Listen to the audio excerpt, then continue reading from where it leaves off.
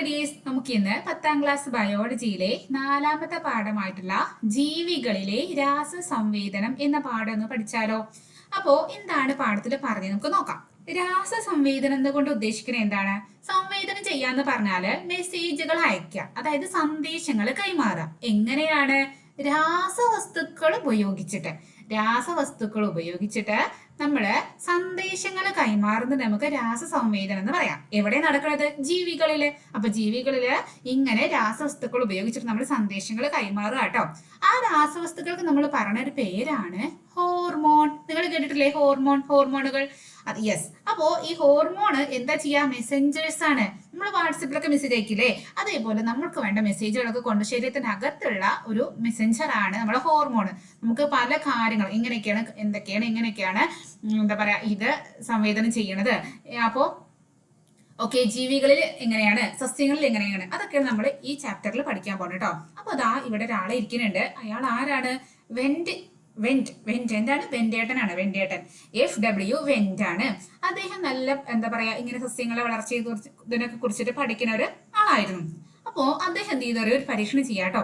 ഈ ഓട്സിൽ നമ്മൾ കഴിക്കുന്ന ഓട്സ്, അതിന്റെ ആ ഓട്സ് ചെടിയുടെ അതിന്റെ ഒരു ഈ വളരണ ഭാഗം, അതായത് ഇവിടെ നോക്കുക, പിക്ചറിൽ തന്നിട്ടുണ്ട്.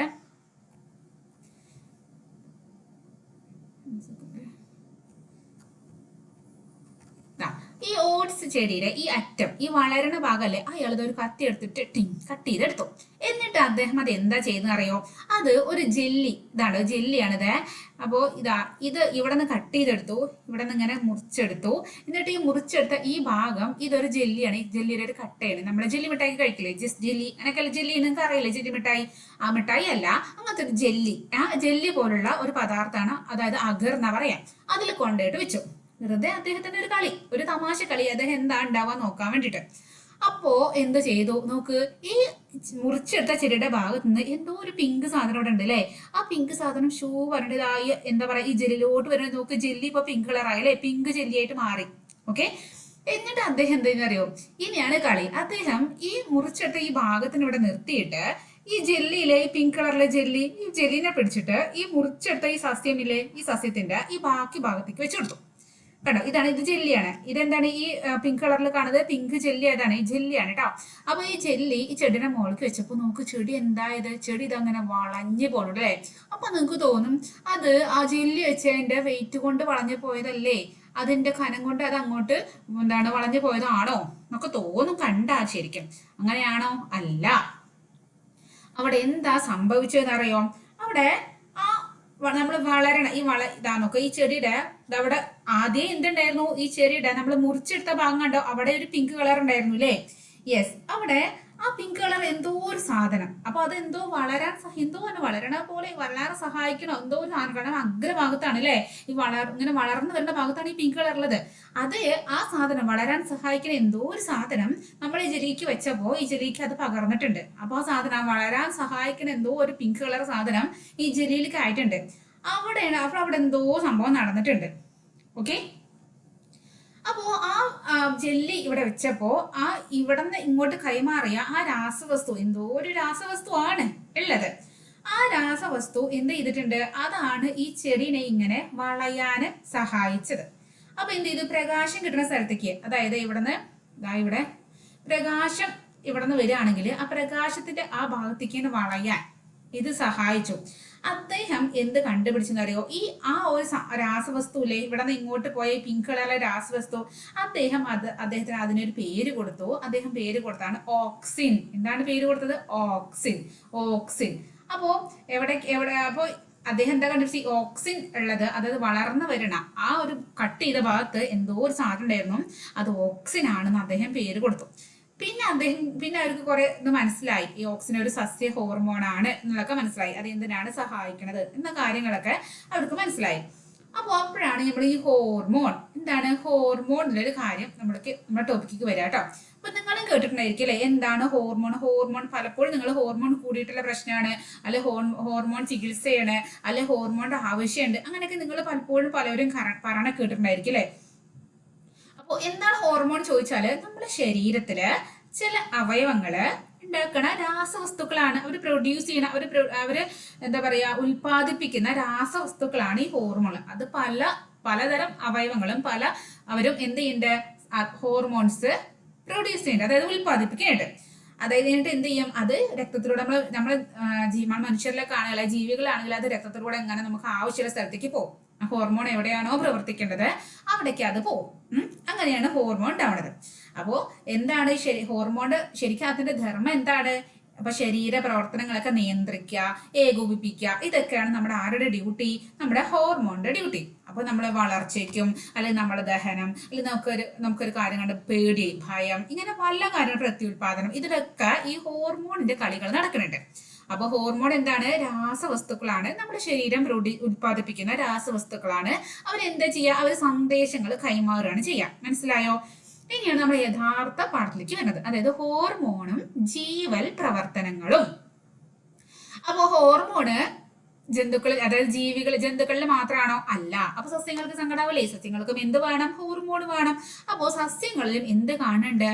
ഈ ഹോർമോൺ കണ്ട്. അപ്പോൾ സസ്യങ്ങളായാലും ജന്തുക്കളായാലും എല്ലാവരിലും എന്ത് കാണുന്നുണ്ട്? ഹോർമോൺ കാണുന്നുണ്ട്. ഇനി ഈ ഹോർമോൺ എല്ലായിടത്തും പോയി പ്രവർത്തിക്കോ? ഇല്ല. ഹോർമോൺ ഇപ്പൊ ബ്ലഡിൽ ഇങ്ങനെ നിറയെ ഓടി നടക്കുന്നുണ്ടെന്ന് വിചാരിച്ചോ, പക്ഷെ എല്ലാ കോശത്തിലും പോയിട്ട് എന്ത് ചെയ്യാൻ പറ്റില്ല? ഹോർമോൺ അവിടെ പോയിട്ട് പ്രവർത്തിപ്പിക്കാൻ പറ്റില്ല. അപ്പോ അതിന് കുറച്ച് ആൾക്കാർ ആ ഹോർമോൺ എവിടെയാണോ പ്രവർത്തിക്കുന്നത് അവിടെ പോയിട്ട് പ്രവർത്തിക്കാൻ പറ്റുള്ളൂ. അല്ല കണ്ട കോശങ്ങളിലൊക്കെ പോയിട്ട് ഹോർമോൺ പ്രവർത്തിക്കാൻ പറ്റുമോ? ഇല്ല. അപ്പൊ അങ്ങനെ ഹോർമോൺ പ്രവർത്തിക്കേണ്ട ആ കോശത്തെ നമുക്ക് എന്താ പറയാ? നമുക്ക് ലക്ഷ്യകോശം, ടാർഗറ്റ് സെൽ എന്ന് പറയും. ലക്ഷ്യകോശം. ഏത് കോശത്തിനാണ് ഹോർമോൺ ലക്ഷ്യമാക്കുന്നത് ആ കോശത്തിന് നമുക്ക് പറയാം ലക്ഷ്യകോശം. എന്താണ്? ലക്ഷ്യകോശം. ഇനി ഇവിടെ ഒരു കളി നമുക്ക് പറയുകയാണെങ്കിൽ, ഇപ്പൊ ഇവിടെ ഈ ഹോർമോൺ, ഇപ്പൊ ഈ പിക്ചർ കാണാൻ ശരിക്കും മനസ്സിലാവും നിങ്ങൾക്ക്. ഈ ഹോർമോൺ ഹോർമോണുകൾ ഇതാണ്, പൊട്ട് പോലെ കാണാം. ഇതാണ് ഹോർമോണുകൾ. ഇതൊക്കെയാണ് ഹോർമോൺ. ഈ ഹോർമോൺ രക്തത്തിലൂടെ ഇങ്ങനെ ഓടിച്ചാടി മറിഞ്ഞിങ്ങനെ നടക്കുക കേട്ടോ. അപ്പോ കുറേ കോശങ്ങളെ കാണും. ഇവിടെ ഒരു കോശമുണ്ട്, ഇവിടെ ഒരു കോശമുണ്ട്, ഇതൊക്കെ കുറെ കോശങ്ങൾ. അപ്പോ എല്ലാ കോശത്തിന്റെ അടുത്തേക്കും ഈ ഹോർമോൺ കിട്ടാൻ ഇങ്ങനെ പോയി നോക്കും. ഇവിടേക്ക് പോയിക്കും, ഇവിടെ പോയി. അപ്പൊ എല്ലാവരും ഇതിനെ സ്വീകരിക്കില്ല. എല്ലാ കോശങ്ങൾക്കും നോക്ക് ഇതങ്ങനെ സ്വീകരിക്കാൻ എന്താണ് നമ്മളെ ഡോറാണ് വിചാരിച്ചോ, അതായത് നമ്മളെ മെയിൻ ഡോറാണ്. ഇവിടെ 3 മെയിൻ ഡോറുണ്ട്, റിസെപ്റ്ററുകളാണ്. സ്വീകരിക്കാൻ റെഡി ആയിട്ട് സ്വീകരിക്കാൻ നിൽക്കുകയാണ്. അതായത് നമ്മുടെ സിറ്റ് ഔട്ടിലൊക്കെ ഡോറാണ് വിചാരിച്ചോ, അതിൻ്റെ ഉള്ളിൽ കൂടെയാണ് അകത്തേക്ക് ആള് കയറേണ്ടത്. പക്ഷേ എല്ലാ വീട്ടിലും ഓരോ കോശത്തിനും ഓരോ വീടായിട്ട് കിടക്കുക. ഇതൊരു മനസ്സിലാക്കാൻ വേണ്ടി പറയാട്ടോ, ഇതൊരു വീട്. ഈ എല്ലാ വീടുകളിലും എന്തുണ്ട്? എല്ലാ വീടുകളും ഇങ്ങനെ സ്വീകരണ മുറികളുണ്ട്. ആ സ്വീകരണ മുറിക്ക് നമ്മൾ എന്താ പറയാ? റിസപ്റ്ററുകളാണ്. എന്താണ്? റിസപ്റ്ററുകൾ. റിസപ്റ്റ് പറഞ്ഞാൽ സ്വീകരിക്കുക എന്നാണ് അതിന്റെ ശരിക്കും ഇംഗ്ലീഷിൽ മീനിങ്. റിസപ്റ്റ് ചെയ്യുക. അപ്പോ എന്ത് ചെയ്തും? അപ്പൊ ഈ ഹോർമോൺ എല്ലാ വീട്ടിലേക്കും പോയി നോക്കും. പക്ഷെ എല്ലാ വീട്ടിലും കയറ്റുമോ? ഇല്ല. ചില വീട്ടിൽ മാത്രമേ ഈ ഹോർമോണെ കയറി. ഈ ഹോർമോൺ ഇവിടെ വന്ന് നോക്കുമ്പോൾ ഈ വീട്ടുകാരൻ എന്ത് ചെയ്യുക? വാതിൽ തുറക്കില്ല, പൊയ്ക്കോ പറയും. അപ്പൊ അടുത്ത വീട്ടിലേക്ക് പോകും. അടുത്ത കോശത്തേക്ക്, വീട് ഉദ്ദേശിക്കുന്ന കോശം കൊണ്ടാട്ടോ. അപ്പൊ അടുത്ത കോശത്തേക്ക് പോയി. അപ്പൊ ഈ കോശത്തിനോട് സ്വീകരിക്കുക ചെയ്യുക. ഈ കോശം ഒരു ഇരിക്കുവാണ്ട് സ്വീകരിച്ചു, ഇവിടെയും സ്വീകരിച്ചു, ഇവിടെയൊക്കെ സ്വീകരിച്ചു. എല്ലാ വാതിലും എല്ലാവരും എന്തിനാ അകത്തേക്ക് കയറ്റിയിരുത്തും. അപ്പോ ഇങ്ങനെ ഹോർമോണിനെ സ്വീകരിക്കുന്ന കോശങ്ങൾക്ക് നമ്മൾ പറഞ്ഞ പേരാണ് ലക്ഷ്യകോശം. അപ്പോ ഈ ഹോർമോൺ ഇവിടുന്ന് പോകുമ്പോ ഹോർമോണിന്റെ ലക്ഷ്യം ഈ ലക്ഷ്യകോശങ്ങളാണ്. അപ്പൊ അതായത് നമ്മളെ പൂട്ടും താക്കോലും ആലോചിച്ചാൽ മനസ്സിലാവും. നമ്മളെ പൂട്ട് ഇങ്ങനെയൊക്കെയല്ല പൂട്ടില്ലേ, ഇങ്ങനെ പൂട്ട് കണ്ട ഐസ്ക്രീം പോലെ ഉണ്ടാവും. അതുപോലെ താക്കോലും കീ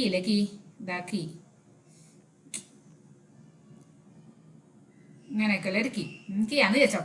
എല്ലാ താക്കോലും എല്ലാ പൂട്ടിലും ഇടാൻ പറ്റുമോ? ഇല്ല. നമുക്ക് അതിന്റെ ആ താക്കോലിന്റെ പൂട്ട് ഏതാണോ ആ ലോക്ക് അത് എവിടെയാണോ നോക്കി എല്ലാ ലോക്കിലും എല്ലാ കീയും കൊണ്ടിടാൻ പറ്റില്ല അല്ലെ? അങ്ങനെയാണെങ്കിൽ കള്ളന്മാർക്കൊക്കെ സുഖമല്ലേ? ഏതെങ്കിലും ഒരു താക്കോലോട് വരുന്ന വീട് തുറക്കുക, ഉള്ളിൽ കയറുക, കട്ടെടുക്കാം. അത് പറ്റില്ല. ഏതാണോ ഈ താക്കോലിന് പറ്റുന്ന കീ താക്കോലിന് പറ്റുന്ന പൂട്ട് അല്ലെങ്കിൽ ലോക്ക്, അതിലേ ഇത് വർക്ക് ആവുള്ളൂ. അതേപോലെ ഈ ഹോർമോൺ ഒരു കീനെ പോലെ വർക്ക് ചെയ്യും. നമ്മളെ ലോക്ക് പൂട്ടിനെ പോലെ നമ്മളെ കോശം, ലക്ഷ്യകോശങ്ങൾ അല്ലെ എല്ലാ കോശങ്ങളും. അപ്പൊ എവിടെയാണോ ഇതിന് സ്വീകരിക്കുക, ഇത് വർക്ക് ആവുക എവിടെയാണ്, അവിടെയാണ് ഈ ഹോർമോൺ പ്രവർത്തിക്കാൻ പറ്റുള്ളൂ.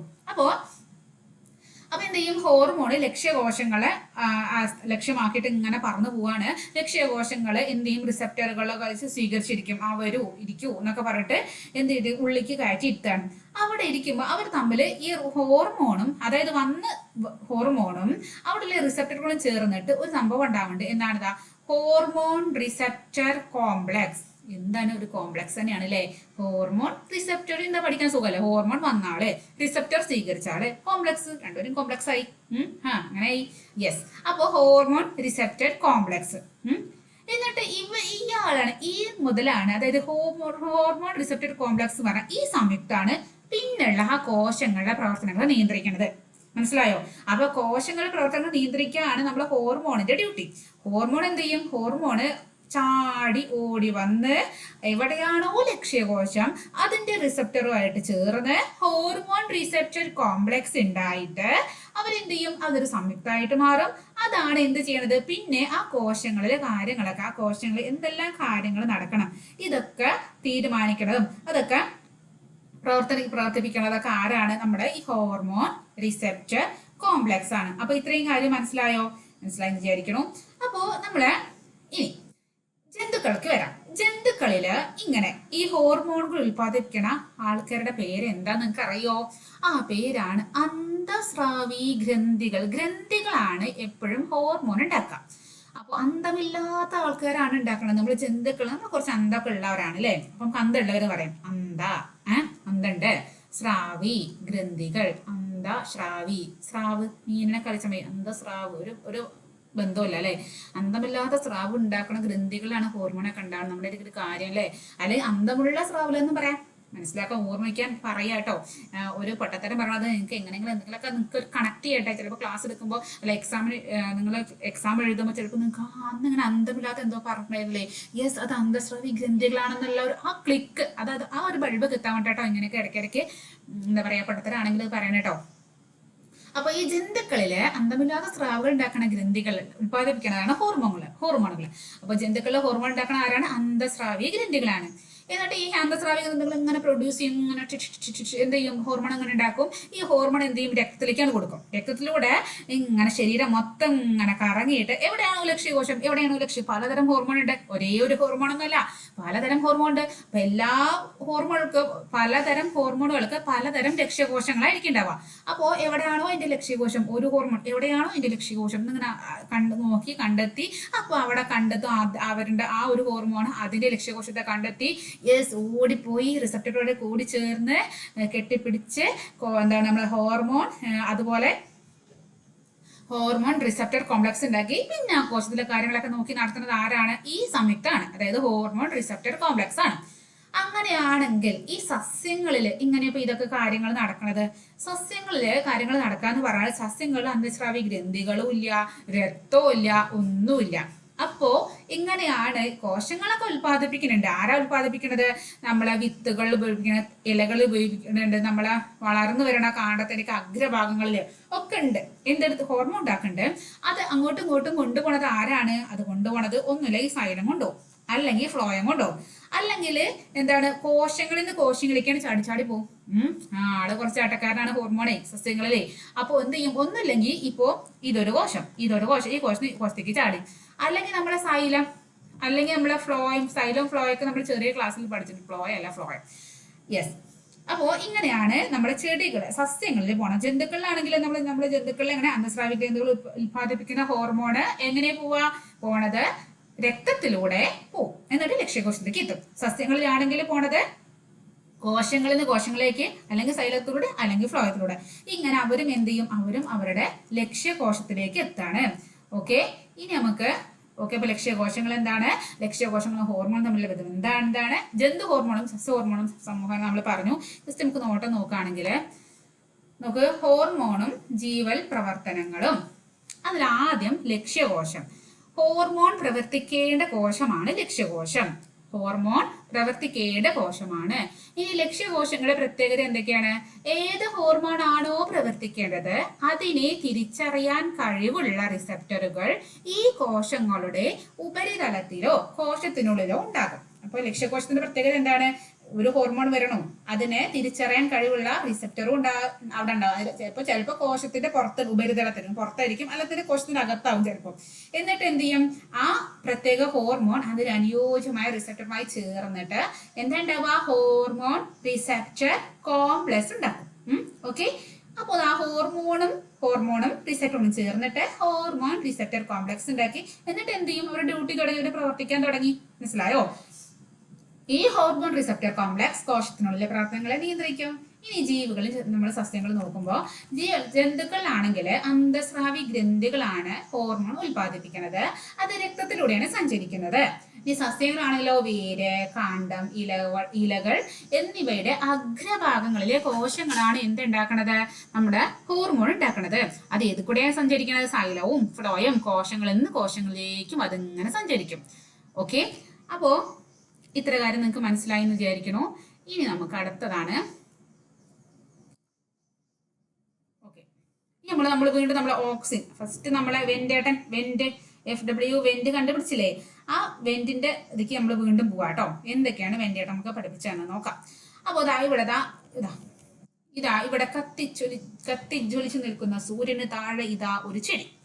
ആ ചെടി എന്താണ്, സസ്യകാന്ഡത്തിന്റെ നേരെ മുകളിലായി സൂര്യപ്രകാശം, അതായത് സസ്യകാന്ഡം നേരെ മുകളിലായിട്ട് എന്തുണ്ട്, സസ്യകാന്ഡം. എന്നിട്ട് നോക്ക് ഇവിടെ ഈ മഞ്ഞ വട്ടങ്ങൾ കണ്ടോ, കുഞ്ഞു കുഞ്ഞു, അതാണ് നമ്മുടെ ഓക്സിൻ തന്മാത്ര. ഓക്സിൻ എന്താണ്, ഓക്സിൻ ഒരു ഹോർമോൺ ആണ് കേട്ടോ. ചെടികളിലെ ഒരു ഹോർമോൺ ആണ് ഓക്സിൻ. അപ്പോൾ ഈ ഹോർമോൺ എല്ലായിടത്തും ഒരുപോലെ വീതം വെച്ച് കൊടുത്തിട്ടുണ്ട്. ഇനി എന്ത് ചെയ്യും, സൂര്യൻ ഇവിടെ തന്നെ നിൽക്കുമോ? ഇല്ല, സൂര്യൻ ചേട്ടൻ കുറച്ച് കഴിഞ്ഞാൽ ഇങ്ങനെ നീങ്ങി പോകും അല്ലേ? അപ്പൊ കുറച്ചും കൂടി നീങ്ങിയപ്പോ എന്തായി ഇവിടെ സംഭവിച്ചത്, ഈ ഓക്സിനുകളൊക്കെ എന്തായി, ഓക്സിനുകൾ എന്ത് ചെയ്തു, ഇതാ സസ്യകാന്ഡത്തിന് ഒരു ദിശയിൽ നിന്ന് മാത്രം പ്രകാശം ലഭിക്കുമ്പോൾ ഓക്സിൻ ഈ പ്രകാശത്തിന് ഓക്സിജന് ഭയങ്കര പേടിച്ചിട്ട് ഇവിടെ വേറെ നിവൃത്തിയില്ല, ഒളിച്ചിരിക്കാൻ വഴിയില്ല എന്ന് ആലോചിച്ചോ. അതായത് സൂര്യൻ എല്ലായിടത്തേക്കും ഒരുപോലെ പ്രകാശം ഉണ്ടപ്പോൾ എവിടെ ഒളിക്കാൻ പറ്റില്ല. പക്ഷെ കുറച്ചും കൂടി മാറിയപ്പോ ഈ ഒരു സൈഡിലേക്ക് നമുക്ക് ഈ ഒരു വശത്തേക്ക് എന്തുണ്ടാവില്ല, പ്രകാശം നേരെ തട്ടുണ്ടാവില്ല. അപ്പൊ ഓക്സിജൻ എല്ലാവരും കൂടി ഇവിടേക്ക് വന്ന് ഒളിച്ചിരിക്കണം എന്ന് വിചാരിക്കാം. മനസ്സിലാവും?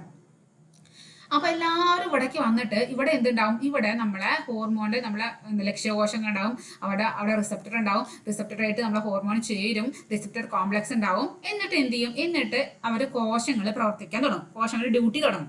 അപ്പൊ എന്താ ചെയ്യാ, അങ്ങനെ പിന്നെയും സൂര്യൻ ഒന്നും കൂടി ഇങ്ങോട്ട് പോവാട്ടോ. അപ്പൊ കോശങ്ങൾ ഇവിടെ പ്രവർത്തിക്കാൻ, കോശങ്ങൾ ഇവിടെ ഇങ്ങനെ, അതായത് നമുക്ക് ഇതാ അവിടെ പിക്ചർ കാണിച്ചു തരാം. അതായത് നമ്മൾ സൂര്യപ്രകാശം ഇവിടെ നിന്ന് വരുമ്പോൾ ഇവിടെ മാത്രമേ പ്രകാശമുള്ളൂ. അപ്പൊ പ്രകാശം ഇല്ലാത്ത ഇരുട്ടുള്ള സ്ഥലത്തേക്ക് ആര് പോയി നിന്നു, ഈ ഓക്സിജനുകളെല്ലാം കൂടി പോയി നിന്നു.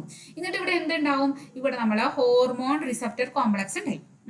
അവരവിടെ പ്രവർത്തിക്കാൻ തുടങ്ങി, അവരുടെ ഡ്യൂട്ടി തുടങ്ങി. അവരുടെ പ്രവർത്തനം എന്താണ്, അവരങ്ങനെ കോശങ്ങൾ ഇങ്ങനെ വിഭജിച്ചിട്ടും ഇതൊക്കെ ആയിട്ടും വലുതാക്കിയിട്ടും വിഭജിച്ചിട്ടൊക്കെ ഇങ്ങനെ ആവുമ്പോൾ ഇവിടെ ഇങ്ങനെ കോശങ്ങൾ കൂടുമ്പോൾ എന്തായാലും ഇവിടെ എന്താണ് കുറച്ചിങ്ങനെ വളയും അല്ലേ, ഇങ്ങനെ വളഞ്ഞിങ്ങോട്ടും ആവും. മിക്കവാറും ഇവിടെ ഇങ്ങനെ ഇവിടെ കുറവ് ഇവിടെ കൂടുക പറഞ്ഞാല് കൂടിയിട്ട് ഇങ്ങനെ ഇതിന്റെ പേർക്ക് ഇങ്ങനെ വളഞ്ഞു പോകില്ലേ. യെസ്, അങ്ങനെ ഈ വശത്തേക്ക് ഇവിടെ ഇങ്ങനെ കുറെ ഇങ്ങനെ കുറെ ആയപ്പോൾ അതിന് വെയിറ്റ് കൊണ്ട് വളഞ്ഞു. അപ്പൊ വളയുമ്പോൾ നോക്ക് എങ്ങനെയാ ശരിക്കും സൂര്യൻ ഇവിടെ നിന്ന് വരുമ്പോൾ ഈ സൂര്യപ്രകാശത്തിന്റെ ഇവിടേക്ക് ഇങ്ങനെ വളയണ പോലെ ആയി, നമുക്ക് അങ്ങനെ ആയി. മനസ്സിലായോ? യെസ്, അപ്പോ ഇതാണ് നമ്മളെ ഓക്സിജന്റെ പ്രവർത്തനം. അപ്പോ ഓക്സിജന് ശരിക്കും എന്താണ്, ഓക്സിജന് വെളിച്ചമില്ലാത്ത സ്ഥലത്തേക്ക് പോവാണ് അല്ലേ ഓക്സിജന്. അപ്പൊ നമുക്ക് പറയാം, ഓക്സിജൻ അല്ലേ പ്രകാശത്തിന് ഇഷ്ടേ ഇല്ല, പ്രകാശം കണ്ട അപ്പൊ ഒളിച്ചോടും. പ്രകാശത്തിന് കണ്ട ഓക്സിജൻ അപ്പൊ ഒളിച്ചോടും. ഓക്കെ, അപ്പോ ഓക്സിജൻ എവിടെയാണോ കൂടുതലുള്ളത്, ഓക്സിജൻ എവിടെയാണോ ഒളിച്ചോടിയത് അവിടെ എന്ത് ചെയ്യും, അവിടെ ഉള്ള കോശങ്ങൾ നീളം വെച്ച് പെട്ടെന്ന് വലുതാവും. അപ്പോ ഇരുണ്ട ഭാഗത്ത് ഓക്സിജൻ കൂടുതലുണ്ടാവും, അവിടെയുള്ള കോശങ്ങൾ വേഗത്തിൽ വളരും. അതുകൊണ്ട് എന്തായും സസ്യം പ്രകാശത്തിലുള്ള ദിശയിലേക്ക് വളഞ്ഞു പോകും. ഇതാണ് അവിടെ പറഞ്ഞിരിക്കുന്നത്. ഓക്കെ, അപ്പോ ഇനി നമുക്ക് സസ്യ ഹോർമോണുകളും ധർമ്മവും, കുറെ സസ്യ ഹോർമോണുണ്ട്, അതിന്റെയൊക്കെ ധർമ്മങ്ങളാണ് പഠിക്കേണ്ടത്. യെസ്, അപ്പോ ആദ്യം നമുക്ക് തുടങ്ങുന്നത് ഒരു ചെടി നമ്മളിതാ വിത്ത് കുഴിച്ചിടാണ്. വിത്തിട്ടു മണ്ണില്, കുറച്ച് കഴിയുമ്പോൾ വിത്തിന് വേര് വന്നു, വിത്ത് മുളയ്ക്കുന്നുണ്ടായി, അങ്ങനെ ചെടിയായിട്ട് മാറുന്നത് കേട്ടോ. അപ്പോ അവിടെ കുറച്ച് ഹോർമോണാണ്. ഒന്നാമത്തേതാണ് കുറച്ച് അബ്സിസിക് ആസിഡ് ഉണ്ട്, ജിബ്ബറിനുകളുണ്ട്, സൈറ്റോകിനിനുകൾ. എന്ത് കിനിനാണ്? സൈറ്റോകിനിൻ. നല്ല രസമുണ്ട് അല്ലേ പറയാൻ. അബ്സിസിക്, ജിബ്ബറിൻ, സൈറ്റോകിനിനുകൾ കിനിനുകൾ. യെസ്, എന്താണ് അബ്സിസിക് ആസിഡ്? അബ്സിസി എൻസിസി എന്നൊക്കെ പറഞ്ഞാൽ അബ്സിസി എൻസിസി പറഞ്ഞാൽ അബ്സിസി acid, abscisic acid, C 3 C ആണ് ഇതിൽ കേട്ടോ. ഇവിടെ ഒരു സി, ഇവിടെ ഒരു സി, ഇവിടെ ഒരു സി. Abscisic acid. അപ്പൊ എന്താണ് ഇവിടെ അബ്സിസിക് ആസിഡ് ഉണ്ടാവുന്നത്? അനുകൂല സാഹചര്യം ഉണ്ടാവുന്നത് വരെ അബ്സിസിക് ആസിഡ് എന്ത് ചെയ്യും? വിത്തുകളുടെ സുപ്താവസ്ഥ നിലനിർന്നു. എന്താ ഈ സുപ്താവസ്ഥ? അതായത് മിണ്ടാണ്ടിരിക്കുക, ഉറങ്ങുക. അതായത് അനുകൂല സാഹചര്യം ഉണ്ടെങ്കിലേ ഈ ചെടിക്ക് വളർന്നിട്ട് കാര്യം ഉണ്ടാവും. ഭയങ്കര ചൂടുള്ള സമയമാണ്, ഒട്ടും കത്തി ജ്വലിക്കുന്ന സൂര്യൻ മുകളിലുണ്ട്, വെയിലാണ്, വാടി പോകുന്ന ഉറപ്പാണ്, കരിഞ്ഞു പോകും ഈ വിത്തൊക്കെ. ആ സമയത്ത് വിത്തിന് മണിച്ചെടി കിടന്നിട്ട് അറിയും വിത്ത് ഇങ്ങനെ ഇവിടെ നിന്ന് മുളയ്ക്കാനുള്ള പരിപാടിയാണ്. അപ്പൊ എന്ത് ചെയ്യും? അബ്സിസിക് ആസിഡ് നിൽക്ക്, അവിടെ സ്റ്റോപ്പ് ആക്ക്, നീ ഒന്ന് വെയിറ്റ് ചെയ്യ്, നമുക്ക് അനുകൂല സാഹചര്യം ഉണ്ടാവട്ടെ, അതുവരെ നീ ഉറങ്ങിക്കോ, ആ സുപ്താവസ്ഥയിൽ ഇരുന്നോ. അങ്ങനെ പറഞ്ഞു കൊടുക്കുന്ന ആൾ ആരാണ്? നമ്മുടെ അബ്സിസിക് ആസിഡ് ആണ്. വിത്തിനോട് എന്താ പറഞ്ഞു കൊടുക്കുക? നീ വെയിറ്റ് ചെയ്യടാ, അനുകൂല സാഹചര്യം ഉണ്ടാവണവരെ നീ ഒന്ന് ഉറങ്ങ്, നീ അവിടെ ഇരിക്കുക എന്ന് പറഞ്ഞു കൊടുക്കുന്ന ആളാണ് നമ്മുടെ അബ്സിസിക് ആസിഡ്. ഓക്കെ, അടുത്ത ആളാണ് ജിബ്ബറിലിനുകൾ. ജബ്ബാർ എന്നൊക്കെ പറഞ്ഞാൽ തോന്നുന്നുണ്ട് അല്ലെ? ജിബ്ബറിലിനുകൾ. ഈ ജിബ്ബറിൽ എന്താ കാട്ടുന്ന അറിയോ? ഈ അബ്സിസിക് ആസിഡ് ഉറക്കിയ വിത്തിനെ ഉണർത്താണ്. എന്താണ്? നല്ലൊരു ഫേവറബിൾ കണ്ടീഷൻ വന്നു, അതായത് നല്ല അനുകൂല സാഹചര്യം വന്നു, പുറത്ത് നല്ലൊരു കാലാവസ്ഥയൊക്കെ വന്നപ്പോ ജിബ്ബറിൽ എടാ വിത്ത് എണീക്കടാ, നിനക്ക് മുളയ്ക്കാനുള്ള സമയമായടാ. ജിബ്ബറിൽ ഇങ്ങനെ എന്ത് ചെയ്യും? ഇങ്ങനെ അടിച്ചുകൊണ്ട് എന്തിനും ഉണർത്തും, അതായത് ഈ സുപ്താവസ്ഥ ഇല്ലാതാക്കും. ഇനി ആ സൈറ്റോകിനിന് എന്താ ചെയ്യാ? അപ്പോഴാണ് അടുത്ത ഹോർമോൺ വരുന്നത് സൈറ്റോകിനിന് പറയും ഇങ്ങനെ മുളച്ചു കഴിഞ്ഞില്ലേ, ഇനി പെട്ടെന്ന് വലുതാവണം. എന്താണ് വേണ്ടത്? കോശ വിഭജനം നടക്കണം, വൈവിധ്യവൽക്കരണം നടക്കണം. പെട്ടെന്ന് വലുതായിക്കോ, കോശങ്ങൾ വിഭജിക്കാനും വൈവിധ്യവൽക്കരണം പെട്ടെന്ന് വ്യത്യസ്തത വരുത്താനൊക്കെ സഹായിക്കുന്ന സൈറ്റോകിനുകളാണ്. അപ്പോൾ വിത്തിന് അബ്സിസിക് ആസിഡ് ഇങ്ങനെ തലോലം പാടി ഉറങ്ങിക്കോ, അവയെ പറഞ്ഞിട്ട് ഉറക്കി. ആ ഉറക്കത്തിന് ഫേവറബിൾ അനുകൂല സാഹചര്യം വന്നപ്പോൾ നമ്മുടെ ജിബ്ബറിനെ കൊണ്ട് എണീപ്പിച്ചു, മുളക്കാൻ പറഞ്ഞു. അതാ വളരാൻ തുടങ്ങിയത് അവിടെ ജിബ്ബറിനെ ഉണർത്തിയോ ചെയ്യുള്ളൂ. ബാക്കിയുള്ള കാര്യങ്ങൾ സൈറ്റോകിനിൻ എന്ത് ചെയ്യും? കോശ വിഭജനവും വൈവിധ്യവൽക്കരണമൊക്കെ ചെയ്തിട്ട് ഇതിനെ ഒരു കുഞ്ഞു ചെടിയാക്കിയിട്ട് ഇങ്ങനെ വളർത്തിയെടുക്കുകയാണ്. അപ്പൊ 3 ഹോർമോണെ കുറിച്ച് നമ്മൾ പഠിച്ചു: അബ്സിസിക് ആസിഡ്, ജിബ്ബറിൻ, സൈറ്റോകിനിൻ. ഇവരും ഇനിയും വരും കേട്ടോ. ഇവരൊക്കെ ഇനി തന്നെ നമുക്ക് കാണാൻ പറ്റും. ഇപ്പോ നമ്മളെ ചെടി എന്നാൽ കുഞ്ഞു ചെടിയായിട്ട് മാറിയിട്ടുണ്ട്. ഇനി ഈ കുഞ്ഞു ചെടിനെ നമുക്ക് എന്താക്കാം? ഓക്സിനുകൾ. അടുത്ത ഹോർമോൺ നമ്മളെ ഓക്സിനുകൾ. ഈ ഓക്സിൻ എന്താ ചെയ്യുക? കാണ്ഡത്തിന്റെ നീളം കൂട്ടുകയും പാർശ്വമുഖ വളർച്ചയെ തടയുകയും ട്രോപ്പിക ചലനങ്ങളെ നിയന്ത്രിക്കുകയും ചെയ്യുന്നു. എന്താണ് അപ്പൊ അത്? ഓക്സിനുകൾ എന്ത് ചെയ്യും? കാണ്ഡത്തിന്റെ നീളം കൂട്ടും. കാണ്ഡം എന്താണ്? ഇതിന്റെ തണ്ടാണ്. അപ്പൊ ഇങ്ങനെ കുഞ്ഞു ചെടിയായിട്ട് ഇരുന്നാൽ മതിയോ? ഇപ്പൊ ഇത്രയേ ഉള്ളൂ, വിത്തുന്ന് മുളച്ച് ഇത്ര ആയിട്ടേ ഉള്ളൂ. ഇതൊന്ന് ഇത്രയും വലുതാക്കണം. ഈ വലുതാവാൻ സഹായിക്കുന്നത് ആരാണ്? നമ്മൾ ഓക്സിൻ നമ്മൾ പറഞ്ഞില്ലേ, പ്രകാശം കിട്ടുന്ന വ്യക്തിക്ക് വളരാൻ സഹായിക്കും.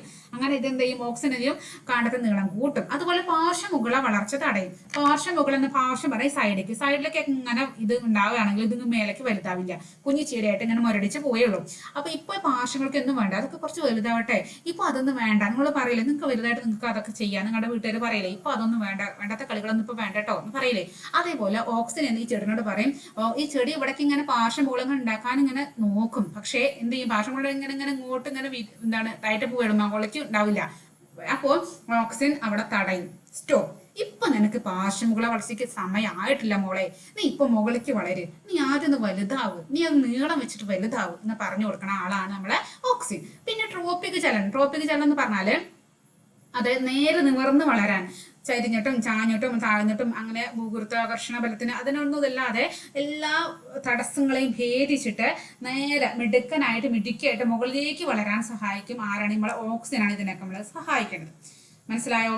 അടുത്തതാണ് ജിബ്ബറിനുകളും സൈറ്റോകിനുകളും. നമ്മൾ രണ്ടും നേരത്തെ നമ്മൾ വിത്ത് പറഞ്ഞത്. ജിബ്ബറിൽ എന്താണ്? ഉറങ്ങണ വിത്തിനെ ഉണർത്തുകയും ചെയ്തു. സൈറ്റോകിന് നമ്മളെ കോശ വിഭജനത്തെ സഹായിക്കുകയും ചെയ്താണ് അല്ലെ? ഇവിടെ തന്നെ ഇവരുടെ ഡ്യൂട്ടി കാണ്ഡങ്ങളിലും വേരുകളിലും കോശ വിഭജനത്തെ ഉത്തേജിപ്പിക്കുന്നു. കോശം വിഭജിച്ചാലേ വലുതാവാൻ പറ്റുള്ളൂ. ഓക്സിജനെ വലുതാക്കാൻ സഹായിക്കും, പക്ഷെ ആ കോശങ്ങളെ വിഭജിക്കണം, എന്നാലേ പെട്ടെന്ന് വലുതാവുള്ളൂ. ഇതൊരു കോശം ഇങ്ങനെ വിഭജിച്ച് ഇങ്ങനെ കുറെ ആയാലും ഇങ്ങനെ വലുതായി വരുള്ളൂ. അടുത്തത് ഇനി സൈറ്റോകിനുകൾ മാത്രം എന്താ ചെയ്യുന്നത്? പാർശ്വമുഖ വളർച്ചയെ ഉത്തേജിപ്പിക്കുന്നു. കുറച്ചാൽ കഴിഞ്ഞ് വലുതായി കഴിഞ്ഞാല് പിന്നെ അമ്മ പറയണമെന്നും കേൾക്കില്ല. ഇനിയൊക്കെ ഞാൻ സ്വയം പര്യത്തേക്കണു, ഇനി എനിക്ക് പാർശ്വമുഖളൊക്കെ ആവശ്യമാണ്, അപ്പൊ പാർശ്വമുഖൾ എനിക്ക് ആവശ്യമാണ് പറഞ്ഞിട്ട് ആ പാർശ്വമുഖൾ അതിന് നിനക്ക് വലുതായില്ലേ, നിനക്ക് പാർശ്വമുഖളൊക്കെ ഇവിടേക്ക് ഇങ്ങനെ മുളങ്ങളൊക്കെ വരാൻ, നിനക്ക് കൊമ്പും ചില്ലകളും ശാഖകളൊക്കെ വരണ്ടേ, അതിന് സഹായിക്കുന്നതാണ് നമ്മൾ സൈറ്റോകിനുകൾ. അതുപോലെ ഇലകൾ പഴുക്കുന്നത് വൈകിപ്പിച്ച് പച്ചപ്പ് നിലനിർത്തുന്നു. വരണ ഇലകൾക്ക് പെട്ടെന്ന് പഴുത്ത് പോയാൽ എന്ത് ചെയ്യും? നമുക്കിവിടെ ഫോട്ടോസിന്തസിസും പ്രകാശ സംശ്ലേഷണമൊക്കെ നടക്കണ്ടേ? നല്ല പച്ചപ്പിൽ നിൽക്കണല്ലേ നമുക്ക് നല്ലത്. പച്ച ഇലകളിലല്ലേ നമ്മുടെ പ്രകാശ സംശ്ലേഷണമൊക്കെ നടക്കുള്ളൂ. അപ്പൊ എന്ത് ചെയ്യും? സൈറ്റോകിനിൻ ഈ ഇലകൾക്കല്ലേ വയസ്സാവണ വൈകിപ്പിക്കും. എപ്പോഴും ഇങ്ങനെ ചെറുപ്പായിട്ട് നിൽക്കണം. ആരൊക്കെ? സൈറ്റോകിനിന്. നീ പച്ചയായിട്ട് ഇരിക്കടാ, നീ പഴുക്കണ്ടടാ എന്ന് പറയട്ടെ എപ്പോഴും അതിനെങ്ങനെ പച്ചപ്പായിട്ട് ഇങ്ങനെ നിലനിർത്തും. ആര്? നമ്മളെ സൈറ്റോകിനിൻ. അപ്പൊ ഓക്സിൻ, ജിബ്ബറിനും സൈറ്റോകിനിനും പിന്നെ സൈറ്റോകിനുകൾ. അപ്പൊ ഇത് മനസ്സിലായല്ലോ. ഇനി ഇതാ നമ്മളെ ചെടി, നമ്മളെ വിത്തുന്ന ആദ്യം കുഞ്ഞു ചെടിയായി കുറച്ച് വലിയ ചെടിയായി ഇതാ നിറയെ പൂത്തുലഞ്ഞ് ഫലങ്ങളായിട്ട് നിൽക്കണം. നോക്ക്, നല്ലൊരു മരമായിട്ട് മാറിയപ്പത് അല്ലേ? യെസ്. ഇനിയും ഇവിടെ എന്താ നോക്കാം. ഇവിടെയും ഉണ്ട് നമ്മളെ ഓക്സിൻ. ഇവിടെ ഓക്സിന്റെ ഡ്യൂട്ടി എന്താണ്? ഇവിടെ ഓക്സിന് പൂക്കളുടെ ഉൽപാദനത്തെയും ഫലരൂപീകരണത്തെയും സ്വാധീനിക്കും. അപ്പൊ വളർന്ന് വലുതായി വലിയ മരമായി പ്രായപൂർത്തിയായി ഇനി പൂക്കളും ഫലങ്ങളൊക്കെ ആവാം. അപ്പൊ അതിനൊക്കെ നീ അങ്ങനെയൊക്കെ ആയിക്കോ, കുറച്ച് ഫലങ്ങളൊക്കെ ആയിക്കോട്ടെ, കുറച്ച് പൂക്കളൊക്കെ ഉണ്ടായിക്കോട്ടെ, അതിനൊക്കെ സഹായിക്കുന്നത് ആരാണ്? നമ്മളെ ഓക്സിനുകളാണ്. അതുപോലെ അവിടെയാണ് നമ്മളെ ജിബ്ബറുകൾ എന്താണ്? ഫലങ്ങളുടെയും വിത്തുകളുടെയും വളർച്ചയെ ഉത്തേജിപ്പിക്കുന്നത്. ആ ഫലങ്ങൾ ഉണ്ടായ പോരാ, അതൊക്കെ നല്ല മൂത്ത് പാകമായിട്ട് നല്ല പാകത്തിൽ വേണ്ടേ? അതിന് സഹായിക്കുന്നത് ആരാണ്? ഫലങ്ങളും വിത്തുകളും വളർച്ചയ്ക്ക് ഉത്തേജിപ്പിച്ചിട്ട് പാകത്തിലെത്തിക്കണ ആരാണ്? നമ്മുടെ ജിബ്ബറുകളാണ്. ഇനി സൈറ്റോകിനുകൾ ഇവിടെയുണ്ട്. വളരുന്ന സസ്യഭാഗങ്ങളിലേക്കുള്ള പോഷക സംവഹനം. പോഷകം വേണ്ടേ? വെറുതെ അങ്ങനെ ഉണങ്ങി എന്താ പറയാ മെലിഞ്ഞ പഴങ്ങളോ അല്ലെങ്കിൽ വാടിയ പൂളായ പോരാ, നല്ല ഉഷാറുള്ള ഉന്മേഷത്തോടുള്ള അവർക്ക് നല്ല പോഷകം വേണം. ഈ പോഷകം എത്തിച്ചു കൊടുക്കാൻ ആരാണ് മുൻകൈ എടുക്കുന്നത്? നമ്മളെ സൈറ്റോകിനുകളാണ്. മനസ്സിലായോ? അപ്പോ ഇതാ നമ്മുടെ ചെടി എന്തായി? ചെടി നല്ല അടിപൊളിയായി, മരങ്ങളും നല്ല സൂപ്പറായി, നല്ല പൂക്കളും പഴങ്ങളൊക്കെ ആയിട്ട് ഇങ്ങനെ സൂപ്പറായി നിൽക്കുകയാണ് അല്ലേ? യെസ്. ഇനി അടുത്ത ഇതെന്താണ്? ഈ ഇങ്ങനെയുള്ള ഇത് ഇങ്ങനെ ഇലകളും പൂക്കളും ഇതൊക്കെ കൊഴിഞ്ഞൊരു അവസ്ഥ ഉണ്ട് അല്ലേ? യെസ്. അപ്പോ ആ കൊഴിഞ്ഞ അവസ്ഥയ്ക്ക് നമുക്ക് നോക്കാം എങ്ങനെയാണ്. അപ്പോ ഇവിടെ നമ്മളെ സഹായിക്കുന്നതാണ് ഒരു ഹോർമോണാണ് എഥിലീൻ. നമ്മൾ അലീന എന്ന കുട്ടിനെ കളിച്ചാൽ മതി. അപ്പൊ അതിലൊരു എത്തിയോട്ടാണ് എഥിലീൻ. എഥിലീൻ എന്താ ചെയ്യാ? എഥിലീന് നമ്മളെ ഇല, പുഷ്പം, ഫലങ്ങൾ ഇവ പാകപ്പെടുന്നതിനും പഴുക്കുന്നതിനും സഹായിക്കും. നമ്മളെ ഇലകളും പഴങ്ങളും പൂക്കളും ഒക്കെ പാകത്തിന് പഴുപ്പാവണം അല്ലേ? അല്ലാതെ പാകത്തിന് മൂക്കാതെ ഒന്നും പറ്റില്ല. പാകത്തിന് അതിന് സഹായിക്കുന്ന ഹോർമോണാണ് എഥിലീൻ. അപ്പോ ആ ക്ലോറോഫിലും പ്രോട്ടീനുകളും ന്യൂക്ലിക് ആസിഡുകളും അതൊക്കെ ശീതീകരിച്ച് അതൊക്കെ ആയിട്ട് നമ്മളെ ഇവരൊക്കെ പാകപ്പെടണം. അതിന് സഹായിക്കാനാണ് എഥിലീൻ. ഇനി അടുത്ത നമ്മൾ അബ്സിസിക് ആസിഡ്. ഫസ്റ്റ് നമ്മളെ താലോലം പാടി ഉറക്കിയിലെ വിത്തിന് അബ്സിസിക് ആസിഡ് വീണ്ടും വരണം. എന്താ ചെയ്യുന്നത്? സസ്യഭാഗങ്ങളുടെ വളർച്ച തടസ്സപ്പെടുത്തിക്കൊണ്ട് പ്രതികൂല സാഹചര്യങ്ങളെ നേരിടാൻ സസ്യങ്ങളെ സഹായിക്കുന്നു. ഏത് പ്രതികൂല സാഹചര്യം വന്നാലും, ഏത് മരം കൊച്ചും തണുപ്പ് വന്നാലും, ഏത് കത്തുന്ന വെയിൽ വന്നാലും ഞാൻ ഇവിടെ നിലനിൽക്കും എന്നുള്ള ആ ഒരു കഠിനമായ ആ അവസ്ഥകളൊക്കെ നേരിടാൻ നമ്മളെ ഉള്ള സപ്പോർട്ട് കൊടുക്കുന്ന ആരാണ്? അബ്സിസിക് ആസിഡ് ആണ് കേട്ടോ. അതുപോലെ പാകമായ ഇലകളും ഫലങ്ങളൊക്കെ പൊഴിക്കും. ഇനി നിങ്ങൾ വേണ്ടടാ, നിങ്ങൾ പൊയ്ക്കടാ, ഇനി പുതിയ ആൾക്കാർ വരട്ടടാ, കുറെ പാകമായില്ലേ, ഈ ഫലങ്ങളൊക്കെ ആരെയും കഴിച്ച് പോയിക്കോട്ടെ, ഇലകളൊക്കെ കൊഴിഞ്ഞു പോട്ടടാ എന്നൊക്കെ പറഞ്ഞിട്ട് അതിനൊക്കെ കൊഴിച്ച് കളയണതും അതുപോലെ തന്നെ പ്രതികൂല സാഹചര്യങ്ങൾ നേരിടാൻ സഹായിക്കുന്നതൊക്കെ ആരാണ്? നമ്മളെ അബ്സിസിക് ആസിഡ് ആണ്. അപ്പോൾ കുറെ ആസിഡുകളെ കുറിച്ച് നമ്മൾ കുറെ ആസിഡ് അല്ല കുറെ ഹോർമോണുകളെ കുറിച്ച് പഠിച്ചു. Abscisic acid, ജിബ്ബറിൻ, cytokinin, auxin, ethylene, ഇങ്ങനെ ചറപ്പറ നമ്മൾ ഓക്സിനുകളെ കുറിച്ച് പഠിച്ചു. ജിബ്ബറിൻ, സൈറ്റോകിനിൻ, എഥിലീൻ, അബ്സിസിക് ആസിഡ്, ഇങ്ങനെ 5 ഹോർമോണുകളെ കുറിച്ച് പഠിച്ചു. ഇവരുടെ ധർമ്മങ്ങൾ നമ്മൾ പഠിച്ചില്ലേ? യെസ്. നമുക്ക് പഠിച്ചൊന്നും കൂടി നോട്ടായിട്ട് നോക്കാം. അപ്പോ ഇതാ സസ്യ ഹോർമോൺ ധർമ്മം. ഫസ്റ്റ് ആണ് ഓക്സിൻ. ഓക്സിൻ എന്താ ചെയ്യുക? ഫസ്റ്റ് അവസ്ഥയിൽ കാണ്ഡത്തിന്റെ നീളം കൂട്ടാൻ സഹായിക്കും. പിന്നെ ട്രോപ്പിക് ചലനങ്ങളെ നിയന്ത്രിക്കും. പാർശ്വമുകുളങ്ങളുടെ വളർച്ച തടയുന്നു. പ്രായപൂർത്തിയാവുന്നതിന് മുമ്പ് പാർശ്വമുകുളെങ്ങാനും വന്നാൽ ഓക്സിൻ വടിയെടുത്ത് അടിക്കും. യെസ്. പൂക്കളുടെ ഉൽപാദനത്തെയും ഫലരൂപീകരണത്തെയും സ്വാധീനിക്കും. ഇതാണ് നമ്മുടെ ഓക്സിൻ ചെയ്യണത്. ഇനി ജിബ്ബറിനുകൾ എന്താ ചെയ്യണത്? വിത്ത് മുളയ്ക്കുന്നതിന് സഹായിക്കും. അതുപോലെ കാണ്ഡങ്ങളിലും വേരുകളിലും കോശ വിഭജനം വേഗത്തിലാക്കും. വളരാൻ തുടങ്ങും. പെട്ടെന്ന് വളരാൻ വേണ്ടി ആ കോശ വിഭജനം പെട്ടെന്നാക്കും. ഫലങ്ങളുടെയും വിത്തുകളുടെയും വളർച്ചയെ വേഗത്തിലാക്കും. ഒക്കെ വേഗത്തിലാക്കണ ആളാണ് രണ്ടുപേരും, അതായത് ജിബ്ബറിനും ഓക്സിനും. ഈ സൈറ്റോകിനിൻ എന്താ നോക്കാം. അവരും വേഗത്തിലാക്കുകയാണ്. എന്താ വേഗത്തിലാക്കണത്?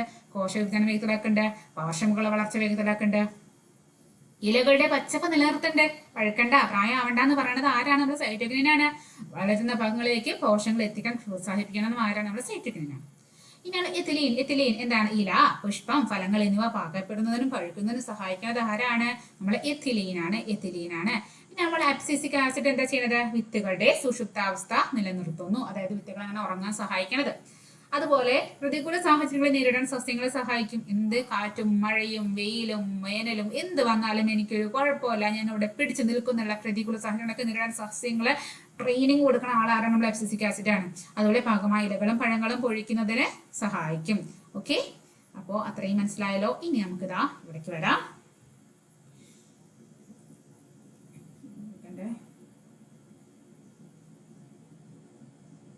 ഓക്കെ, ഇനി സിന്തറ്റിക് ഹോർമോണുകളും അവയുടെ ധർമ്മങ്ങളും ഉപയോഗം. അപ്പൊ എന്താണ് സിന്തറ്റിക് ഹോർമോൺ? സിന്തറ്റിക് ഹോർമോൺ എന്ന് പറഞ്ഞാല് ഇതൊക്കെ നമ്മളിപ്പോ പഠിച്ച ഹോർമോണുകളൊക്കെ പ്രകൃതിദത്ത സസ്യ ഹോർമോൺ, അതായത് പ്രകൃതിയായിട്ട് ആ സസ്യങ്ങൾ നമ്മൾ ഉണ്ടാക്കണമെന്നല്ല. നമ്മൾ മനുഷ്യരുടെ നമ്മളെ കറുത്ത കൈകൾ അവിടെ ഇല്ല, പക്ഷെ ഇത് നമ്മളെ കൈകൾ അവിടേക്ക് പോവാണ്. എന്താണ്? നമ്മളെ മനുഷ്യരുടെ കൈകൾ അവിടേക്ക് പോവാണ്. എങ്ങനെയാണ് പോണത്?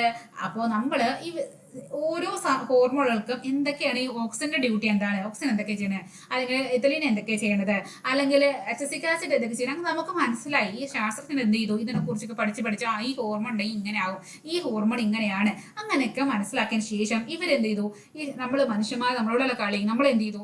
നമ്മള് എങ്ങനെയാണ് ഈ ഹോർമോൺ ഉണ്ടാക്കാൻ പറ്റുമോ നോക്കി. അങ്ങനെ നമ്മളെ ലാബിലൊക്കെ പല പല പരീക്ഷണ നിരീക്ഷണങ്ങളൊക്കെ അവസ്ഥാനത്തിൽ നമ്മൾ എന്ത് കണ്ടുപിടിച്ചു? നമ്മളെ ഹോർമോൺ എങ്ങനെയാണ് ഉണ്ടാക്കാന്ന് കണ്ടുപിടിച്ചു.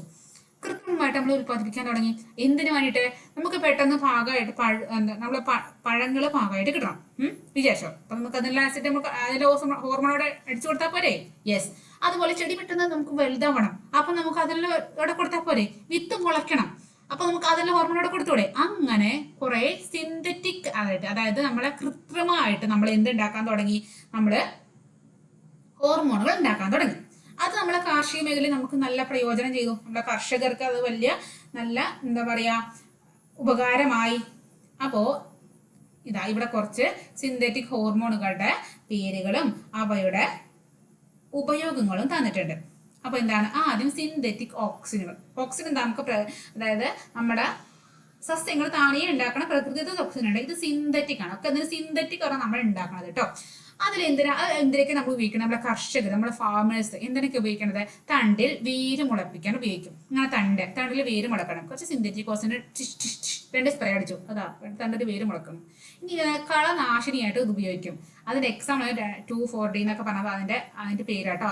അപ്പൊ കളനാശിനി, കളകളൊക്കെ നശിപ്പിക്കാൻ വേണ്ടിട്ട് നമ്മൾ എന്ത് ചെയ്യും? നമ്മള് ഈ സിന്തറ്റിക് ഓക്സിജനുകൾ നമ്മൾ ഉപയോഗിക്കേണ്ടത്. മനസ്സിലായോ? ഇനി അടുത്ത തന്നെ സിന്തറ്റിക് ജിബ്ബറിൽ. നമ്മൾ ജിബ്ബറിലും എന്താണ് സിന്തറ്റിക് ആയിട്ട് ഉണ്ടാക്കുന്നുണ്ട്. അപ്പോൾ അതെങ്ങനെയാണ്? മുന്തിരി ചെറിയിൽ കായ്കളുടെ വലിപ്പം കൂട്ടാൻ, അതായത് സിന്തറ്റിക് മുന്തിരിയൊക്കെ ഒരു കർഷകൻ, ആ കർഷകൻ ഉണ്ടാക്കിയ മുന്തിരിയൊക്കെ കുഞ്ഞി കുന്തിരികളായി വലുതാവണില്ല, കുറച്ച് വലുതായില്ല, നല്ല പൈസ കിട്ടുള്ളൂ. അദ്ദേഹം എന്ത് ചെയ്തു? സിന്തറ്റിക് ജിബ്ബറിൽ കൊടുത്തു, എല്ലാത്തിനും സ്പ്രേ ചെയ്ത് കൊടുത്തു. അപ്പൊ എന്ത് ചെയ്തു? മുന്തിരിയുടെ കായം നല്ല വലിപ്പം കൂടി. അതുപോലെ കരിമ്പിന്റെ കാണ്ടത്തിന് വലുതാക്കാൻ, അതായത് കരിമ്പിന് നമ്മൾ കഴിക്കുന്നത് അതൊരു കരിമ്പിന്റെ തണ്ടല്ലേ, കാണ്ടമല്ലേ. അപ്പൊ അത് വലുതാക്കാൻ എന്ത് ചെയ്തു? നമ്മുടെ ഈ സിന്തറ്റിക് ജിബ്ബറിനുകൾ ഉപയോഗിക്കാം. ഈ സിന്തറ്റിക് എത്തിലീൻ ആണെങ്കിലോ, എത്തിലീൻ ആണെങ്കിൽ നമ്മൾ ഇതിനെന്താണ്? ഫലങ്ങള് പൂക്കളും പഴങ്ങളൊക്കെ ഒരേ സമയം പാകപ്പെടുത്താൻ. അതായത് ഒരു കർഷകന് അദ്ദേഹത്തിന്റെ തോട്ടത്തിലെ പഴങ്ങള് പാപ്പട വെച്ചോ, കുറച്ച് ഇപ്പൊ പഴുത്തു, കുറച്ച് ഒരാഴ്ച കഴിഞ്ഞിട്ട് പഴുത്തു, കുറച്ച് ഒരാഴ്ച കഴിഞ്ഞിട്ട് പഴുത്തു. അപ്പൊ എല്ലാം ഒരേ സമയത്ത് വിളവെടുക്കാൻ അദ്ദേഹത്തിന് ആവില്ല അല്ലെ. അപ്പൊ എന്ത് ചെയ്തു? അപ്പൊ അദ്ദേഹം ഈ കുറച്ച് സിന്തറ്റിക് എത്തിലീൻ എടുത്തിട്ട് അങ്ങോട്ട് ഒഴിച്ചപ്പോ എന്ത് ചെയ്തു? ഒരേ സമയം എല്ലാം പഴുത്ത് കിട്ടി. മനസ്സിലായോ? വാഴപ്പഴം, തക്കാളി എന്നിവ ഒരേ സമയം പഴുപ്പിക്കാൻ എത്തിലീൻ ഉപയോഗിക്കാറുണ്ട്. അപ്പൊ എത്തിലീൻ എല്ലാം ഒരേ സമയം പഴുപ്പിക്കാനാണ്. ജിബ്രന് വലുപ്പം കൂട്ടാനാണ്. വലുപ്പം കൂട്ടും. ജിബ്രൻ എന്താണ്? വലുപ്പം കൂടും. അപ്പൊ അത് ജിമ്മാണ് വയ്ക്കുക. ജിബ്രൻ നല്ല ജിമ്മാണ്. ജിമ്മിക്ക് പോയാൽ നമ്മളെ വലുപ്പാവില്ലേ? മസിലൊക്കെ വലുതാവില്ലേ? അതുപോലെ ഇവിടെ മസിൽ വലുതാക്കണം. നമ്മളെ ജിബ്രനിൽ സിന്തറ്റിക് ജിബ്രനിൽ ഒഴിച്ചിട്ട് നമ്മുടെ ജിമ്മായിട്ട് നമ്മൾ വലുപ്പം കൂട്ടാൻ പറ്റും. അതുപോലെ ഓക്സിജൻ നമ്മൾ വേര് മുളപ്പിക്കാനും കളനാശിനി. അപ്പോൾ ഓക്സിജൻ എല്ലായിടത്തും വളരാൻ ശ്രമിക്കും, കളനാശിനിയെ കൊല്ലും. അങ്ങനെയൊക്കെ പഠിക്കാം നമുക്ക്. അപ്പോൾ ഇതാണ് നമ്മുടെ സിന്തറ്റിക് ഹോർമോൺസ്. അപ്പോൾ സിന്തറ്റിക് സസ്യ ഹോർമോണാണ്. എല്ലാ ഓക്സിജനും ജിബ്രലിനും എത്തിനും നമുക്ക് അറിയണം. എല്ലാത്തിൻ്റെയും മുന്നിൽ സിന്തറ്റിക് എടുത്തു കൊടുത്താൽ അതായി. ഇനി എന്താണ്? പൂവിടലിന് പിന്നിൽ. പൂവിടില്ലേ? ചെടികൾ കുറച്ചിങ്ങനെ പൂടില്ലേ? നമ്മളിപ്പോ ഒരു ചെമ്പരത്തി ചെടി നട്ട്, അല്ലെങ്കിൽ റോസിന്റെ കൊമ്പ് നമ്മൾ നട്ട് വെച്ചു. അതെങ്ങനെ പൂവിടാൻ നമ്മൾ കാത്തിരിക്കൂലേ? യെസ്. അപ്പോൾ എന്താണ്, ഇങ്ങനെയാണ് ഈ പൂവിടുന്ന പിന്നിലെ കുറച്ച് കാര്യങ്ങൾ നടക്കുന്നുണ്ട്. തന്നെ അങ്ങോട്ട് പൂവിടൊന്നുമില്ല. അതെങ്ങനെയാണ് പൂവിടാന്നുള്ള കാര്യങ്ങളാണ് ഇനി നമുക്ക് പറയാനുള്ളത് കേട്ടോ. അപ്പോൾ ഈ പൂക്കൾ ഉണ്ടാവുക, കായ ഉണ്ടാവുക, ഇതൊക്കെ ഈ കാര്യങ്ങളൊക്കെ എന്തുണ്ട്, ഹോർമോണുകൾക്ക് വലിയ പങ്കുണ്ട്. ഈ ഹോർമോണുകള് വിത്ത് ഉണ്ടാവാനും അല്ലെ പൂക്കൾ ഉണ്ടാവാനും കായ ഉണ്ടാവാനൊക്കെ സഹായിക്കുന്നുണ്ട്. ഇനി ഇവിടെ ഒരു ഇതാണ്. അപ്പൊ നമുക്ക് നോക്കാം എങ്ങനെയാണ് ഇവിടെ ഉണ്ടാവുന്നത്. അപ്പോ ഈ സസ്യങ്ങളിൽ പ്രത്യുൽപാദനം, അതായത് പുതിയ ചെടി ഉണ്ടാവാൻ സഹായിക്കുന്ന മെയിൻ, അതായത് പ്രത്യുൽപാദന സസ്യങ്ങളെ പോലെ തന്നെ നമ്മൾ ജന്തുക്കളെ പോലെ തന്നെ സസ്യങ്ങൾ എന്തുണ്ട്, പ്രത്യുൽപാദനം നടക്കുന്നുണ്ട് അല്ലെ. അങ്ങനെ ഈ പ്രത്യുൽപാദനം നടക്കാൻ നമ്മൾ എന്ത് വേണം, പൂക്കൾ ഉണ്ടാവും. പൂക്കൾ ഉണ്ടാവുന്നതോടെയാണ് ഈ പ്രത്യുൽപാദനം തുടങ്ങുന്നത്. പൂക്കളിന്റെ ഉള്ളിൽ നമ്മൾ വിത്തുകൾ എന്തൊക്കെ നമുക്ക് അറിയാം, അല്ലെങ്കിൽ കായകൾ ഉണ്ടാവും. ഇപ്പൊ പൂക്കൾ വെച്ചിട്ട് അപ്പൊ ഈ പൂക്കൾ ഉൽപ്പാദിപ്പിക്കണം. പൂക്കൾ ഉണ്ടായാലേ നമുക്ക് എന്ത് ചെയ്യാൻ പറ്റുള്ളൂ, പ്രത്യുൽപാദനം പറ്റുള്ളൂ. അപ്പോ ഈ പൂക്കൾ ഉണ്ടാവണത് എന്തിനായിട്ട് അടിസ്ഥാനമാക്കിയാണ് അറിയോ, ദിനരാത്രങ്ങളുടെ ദൈർഘ്യം, അതായത് പകൽ എത്രയുണ്ട് രാത്രി എത്രയുണ്ട്, ഇതിനെ അടിസ്ഥാനപ്പെടുത്തിയിട്ടാണ് എന്തുള്ളത്, ഈ പൂക്കൾ ഉണ്ടാവണത്. അപ്പൊ അങ്ങനെ ഒരു പേര് നമ്മൾ കൊടുത്തു. ആ പേരാണ് ഫോട്ടോ പീരിയോഡിസം. പൂവാണ് ഫോട്ടോ എടുക്കും. പീരിയോഡിസം മാറി മാറി വരാൻ കേട്ടോ. പീരീഡ് ആണ്, ഒരു പീരീഡ് കഴിഞ്ഞ് ഒരു അടുത്ത പീരീഡ് നിങ്ങൾക്ക് ക്ലാസ്സിൽ വരില്ലേ, അതേപോലെ ഫോട്ടോ പീരിയോഡിസം. ഫോട്ടോ ലൈറ്റ് മാറി മാറി വരിക, അതാണ് നമ്മൾ പേര് കൊണ്ട് ഉദ്ദേശിക്കുന്നത്. എന്താണ് ഇപ്പൊ ഫോട്ടോ പീരിയോഡിസം എന്ന് പറഞ്ഞാല്, ഈ സസ്യങ്ങള്, ഈ പൂക്കൾ ഉണ്ടാകുന്നതും കൊഴിയുന്നതൊക്കെ സസ്യങ്ങളുടെ പകലിന്റെയും രാത്രിയുടെയും ദൈർഘ്യത്തിനനുസരിച്ചിട്ട് ക്രമീകരിച്ചിട്ടുണ്ട്. പകൽ എത്ര കിട്ടി, രാത്രി എത്ര കിട്ടി, ഇതിനനുസരിച്ചിട്ട് എന്ത് ചെയ്യുന്നുണ്ട്, ഇവര് ഈ എന്താണ് സസ്യങ്ങൾ പൂക്കൾ ഉണ്ടാവുന്ന കാര്യങ്ങൾ ഇങ്ങനെ ഒരു അഡ്ജസ്റ്റ് ചെയ്ത് വെച്ചിട്ടുണ്ട്, അറേഞ്ച് ചെയ്ത് വെച്ചിട്ടുണ്ട്. അപ്പൊ അതിനനുസരിച്ചിട്ടാണ് പൂക്കൾ ഉണ്ടാവുക. അപ്പൊ ഇപ്പൊ എക്സാമ്പിൾ പറയുകയാണെങ്കിൽ, ഒരു ദിവസം എത്ര മണിക്കൂർ വെളിച്ചം കിട്ടി, ഇന്ന് എത്ര മണിക്കൂർ ഇരുട്ടായി, ഇതൊക്കെ കണക്കാക്കും സസ്യം. എന്നിട്ട് ഏകദേശം പൂവിടാനുള്ള സമയമായിട്ടോ എന്ന് പറയും. ഇപ്പൊ ഒരു സസ്യം, ഇതൊരു സസ്യമാണ് കേട്ടോ. ഇങ്ങനെ ഇപ്പൊ പൂവാണ്ട, ഇത് ഇലകളായിക്കോട്ടെ കേട്ടോ. ഇതൊക്കെ ഇലകളാണ്. ഒരു സസ്യമാണിത്. സസ്യം തോന്നണമെന്നില്ല അല്ലെ. അപ്പോ ഈ സസ്യത്തിന് ഇങ്ങനെ ഒരു സസ്യമാണ്. ഈ സസ്യത്തിന് പൂവിടാനുള്ള സമയമായി സസ്യം ഇങ്ങനെ തീരുമാനിക്കുക. ഈ സമയം എത്ര വെയിൽ കിട്ടി, എത്ര ഇരുട്ട് കിട്ടി എന്നിങ്ങനെ കണക്ക് കൂട്ടും. സസ്യത്തിന് എന്താണ്, ഇതിനൊക്കെയുള്ള കഴിവുണ്ട്. അങ്ങനെ കണക്ക് കൂട്ടിട്ട് ഏകദേശം ഒരു സമയം അവരൊരു കണക്കുണ്ടാക്കും. അപ്പൊ അവര് പറയും, പൂവിടാനുള്ള സമയമായി, പൂവിട്ടോ. അതെ, അപ്പൊ ഇവിടെ മുട്ട് വന്നു, പൂവിന്റെ ഒരു മുട്ട് ഇവിടെ വന്നു, അതിങ്ങനെ വലിയ പൂവായിട്ട് വരും, പിന്നെ പൂവായിട്ട് മാറും. ഓക്കെ. അപ്പോ സസ്യങ്ങളില് പകലിന്റെയും രാത്രിയുടെയും കൃത്യമായ ദൈർഘ്യം തിരിച്ചറിയാനുള്ള കഴിവുണ്ട്. അതിനനുസരിച്ച് പൂക്കൾ ഉണ്ടാവും. ആ ഒരു പ്രതിഭാസം നമ്മൾ പറയുന്ന പേരാണ് ഫോട്ടോ പീരിയോഡിസം. ഓക്കെ. ഇനി ഈ ഫോട്ടോ പീരിയോഡിസം അനുസരിച്ചിട്ട് അവിടെ ഒരു വർണ്ണകമുണ്ട്. അയാളുടെ പേരാണ് എന്താണ്, ഫൈറ്റോക്രോം. ഈ ഫൈറ്റോക്രോം ആണ് ഇതിന് മെയിൻ ഒരു പങ്ക് വഹിക്കുന്നത്. എങ്ങനെയാണെന്ന് അറിയോ, ഈ ഫൈറ്റോക്രോം എന്ത് ചെയ്യും, നമ്മളെ ഒരു പ്രോട്ടീൻ ഘടകമാണ്, ഒരു പ്രോട്ടീനാണ് ഫൈറ്റോക്രോം എന്ത് ചെയ്യും, പ്രകാശത്തിന്റെ എത്ര ദൈർഘ്യമൊക്കെ അളന്ന്, എത്ര പ്രകാശം കിട്ടി, എത്ര ഇരുട്ട് കിട്ടിയെന്നൊക്കെ അളന്ന് പൂവിടാൻ സഹായിക്കുന്ന ഒരു ഹോർമോൺ ഉണ്ട്, ഒരു ഫ്ലോറിജൻ. ഇവിടെ പറഞ്ഞിട്ടുണ്ട് ഇല്ല, ഒരു ഫ്ലോറിജൻ എന്നൊരു ഹോർമോൺ ഉണ്ട്, അതിനൊക്കെ പ്രൊഡ്യൂസ് ചെയ്യും. എന്നിട്ട് എന്ത് ചെയ്യും, പൂക്കൾ ഉണ്ടാവും. അങ്ങനെ ഒരു സംഭവം നടക്കുന്നത്. അപ്പോ ഈ ഫൈറ്റോക്രോം ആണ്. ഫൈറ്റോക്രോം എന്ത് ചെയ്യും, അവിടെ ഉണ്ട് ഈ കാണ്ഡത്തിന്റെ അഗ്രത്തുള്ള പൂർണ്ണ വിരിഞ്ഞ ഇലകളാണ് ഇത് കാണുക. അതുപോലെ ഇത് എന്ത് ചെയ്യും, ഇത് ഇലകൾ എന്ത് ചെയ്യും, ദിനരാത്രങ്ങളുടെ ദൈർഘ്യം തിരിച്ചറിഞ്ഞ് എത്ര രാത്രി കിട്ടി, എത്ര പകൽ കിട്ടിയൊക്കെ നോക്കിയിട്ട് അതിനനുസരിച്ചിട്ട് എന്ത് ചെയ്യും, കാണ്ഡത്തിന്റെ അഗ്രപരിസരത്തിൽ എത്തുകയും അതിനനുസരിച്ച് പൂക്കളുടെ ഉൽപാദനത്തെ നിയന്ത്രിക്കുന്ന ജീനുകൾ ഉൽപ്പാദിപ്പിക്കും. അപ്പൊ എന്ത് ചെയ്യും, അപ്പൊ അവിടെ എന്തുണ്ടാവും, പൂക്കൾ ഉണ്ടാവും. മനസ്സിലായോ? ഓക്കെ. അപ്പോ ഫോട്ടോ പീരിയോഡിസം എന്താ പറഞ്ഞു, ഫൈറ്റോക്രോമും പൂവിടല്. അപ്പൊ ജസ്റ്റ് നമുക്ക് നോക്കുകയാണെങ്കിൽ, ഫോട്ടോ പീരിയോഡിസം എന്ന് പറയുന്നത് എന്താണ്, സസ്യങ്ങൾ പകലിന്റെയും രാത്രിയുടെയും കൃത്യമായ ദൈർഘ്യം തിരിച്ചറിയുകയും അതിനനുസരിച്ച് പൂക്കാൻ പ്രതികരിക്കുകയും ചെയ്യുന്ന പ്രതിഭാസം. നിങ്ങൾക്ക് ഇങ്ങനെയാണോ അറിയാം, നിങ്ങളുടെ ഭാഷയിൽ നിങ്ങൾക്ക് എഴുതാം കേട്ടോ. സസ്യങ്ങൾ എന്ത് ചെയ്യും? പകൽ രാത്രി കൃത്യമായി ധരിക്കും. ഇത് എത്ര രാത്രി കിട്ടി, എത്ര പകൽ കിട്ടി നോക്കും. അതിനനുസരിച്ചിട്ട് പൂവിടാനുള്ള സമയമായി അല്ല ആ പ്രതികരണം കൊടുക്കും. അതിനാണ് ആ പ്രതിഭാസത്തിന് പറയുന്ന പേരാണ് ഫോട്ടോപീരിയഡിസം.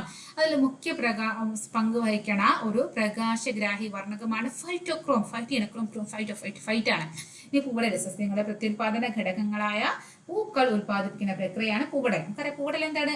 ഓണത്തിന് പൂവിടലല്ലാട്ടോ ഇവിടെ. ഈ പൂവിടലെ സസ്യങ്ങൾ പൂവിടാം. ഹോർമോണുകളുടെയും പീരിയഡിസത്തിന്റെയും കൃത്യമായ കണക്കുകൂട്ടലൂടെ സസ്യം നടത്തുന്ന പ്രധാന പ്രവർത്തനമാണ് എന്ത്? ഈ പൂവിടല്. അങ്ങനെ സസ്യം എന്ത് ചെയ്തു? പൂവിട്ട് കഴിഞ്ഞു. ഇനി എന്തായി? ഇനി പ്രത്യുൽപാദനം നടത്തണം. അപ്പോൾ എന്താണ് സസ്യങ്ങളുടെ കാര്യം ഇനി കഴിഞ്ഞു. അപ്പൊ ഏകദേശം സസ്യങ്ങളുടെ ഓക്സിൻ, ജിബറിൻ, സൈറ്റോകിൻ, അബ്സിസിക് ആസിഡ്, അങ്ങനെ എത്തിലീൻ ഒക്കെ പറഞ്ഞ കുറച്ച് ഹോർമോണുകളൊക്കെ നമ്മൾ പരിചയപ്പെട്ടു. ഇനി നമുക്ക് സസ്യങ്ങളെ കുറിച്ച് പഠിച്ചിരുന്നാൽ മതിയോ? നമുക്ക് നമ്മൾ ജന്തുക്കളെ കുറിച്ച് പഠിക്കണ്ടേ?